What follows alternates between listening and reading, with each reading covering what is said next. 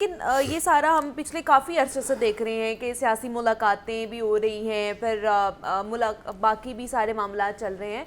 तो मुझे बताइए कि जहाँ पे मौलाना साहब हम देखते थे कि कहीं ना कहीं उनका रुझान जो था वो पीटीआई की तरफ था, उनसे भी मुलाकातें हो रही थी, उनको भी मनाया जा रहा था पीटीआई की तरफ से, फिर यहाँ से भी सारी मुलाकातें मानने कैसे मौलाना साहब पहले तो रेजिस्ट कर रहे थे मौलाना फजलुर रहमान ख़ासतौर पे इसी तरमीम के हवाले से, क्योंकि मौलाना फजलुर रहमान इस तमाम अमल में एक अहम प्लेयर थे, बहुत अहम प्लेयर थे। जिस तरह उनसे जिस मुलाकातें हो रही थी ऑपोजिशन एक की भी और हुकूमत की भी। एक वोट की ज़रूरत थी हुकूमत को और मौलाना के पास 5 वोट थे। मौलाना अगर बीच में से विड्रा कर जाते तो हुकूमत या तो ये कर ना पाती या फिर उन्हें एक इंतहाई कंट्रोवर्शियल तरीका अख्तियार करना पड़ता है कि जो आज़ाद अरकान थे उनके ज़रिए वोट लेके वो सेनेट में ये करता। लेकिन अब इस तमाम अमल में ये हुआ कि जो सेनेट में कम अज़ कम जो अमल हुआ है उसमें किसी आज़ाद या मुनहरफ अरकान का वोट नहीं है, यानी तमाम जो सियासी जमातें हैं उन्हें ज़रूरत ही नहीं पड़ी। जो आज़ाद अरकान थे वो पहले ही हुकूमत में शामिल थे और वो आज़ाद अरकान उन्होंने वोट दिया है। बाकी जो कहा जाता था कि पीटीआई के या वो जो एक चल रहा है इलेक्शन कमीशन में चीज़ चल रही है वोट दे सकते हैं नहीं दे सकते, तो उसकी सेनेट में ज़रूरत नहीं पड़ी। कौमी असम्बली में ज़रूरत पड़ी है उन्हें, लेकिन कौमी असम्बली में भी उनको एक वाज़े 2/3 अक्सरियत मिल गई।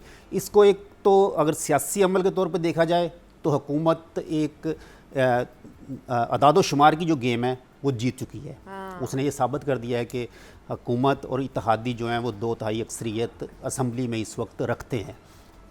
जो हुकूमत का इस वक्त एक अखलाकी तौर पे वो ये कह सकते हैं कि हम इस वक्त अक्सरियत में बिल्कुल इतने गवर्नमेंट आने के बाद भी हमारे पे चाहे महंगाई या दूसरे चीज़ें हमारी शिकायत लोगों की मौजूद हैं, लेकिन इसके बावजूद असम्बली में हमारी अक्सरियत, सेनेट में हमारी अक्सरियत मौजूद है। तो ये एक हुकूमत को एक कह सकते हैं कि रिचार्ज हुआ है पूरा सिस्टम हुकूमत का। हाँ जी, हुकूमत का ही, हाँ। हुकूमत का एक पूरा सिस्टम रिचार्ज हो गया कि वो शायद जो समझ रहे थे कि हम ये 2/3 अक्सरियत नहीं ले पाएंगे, क्योंकि 2/3 अक्सरियत लेना यकीनन एक किसी भी हुकूमती इत्तेहाद के लिए बड़ा अहम होता है कि वो 2/3 अक्सरियत हासिल करे। तो ये एक बड़ा अहम पॉइंट इस लिहाज से था। और फिर जिस तरह अदलिया की जो सूरत हाल चल रही थी उसमें जो कहा इनको हुकूमत को अब कुछ रिलीफ मिलता हुआ या ऐसे फ़ैसले करने में आसानी होगी जिस किस्म के फ़ैसले वो चाहते थे।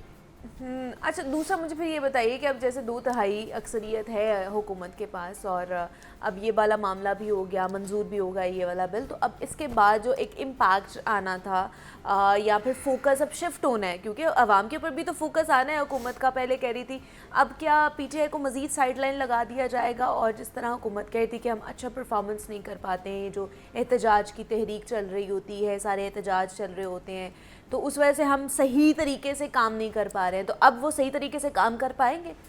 देखिए, सियासी तौर पे तो हुकूमत ने यकीनी तौर पे पीटीआई को इस वक्त तनहा कर दिया है। मतलब उनके साथ इस वक्त कोई सियासी जमात ऐसी नहीं है जो उनके साथ खड़ी हो। असम्बलियों के अंदर जो सूरत हाल है उसमें Noon League, Peoples Party, JUI, BNP, सारे एक साइड पर हैं, बलोच अवाम नेशनल पार्टी जो है, तो ये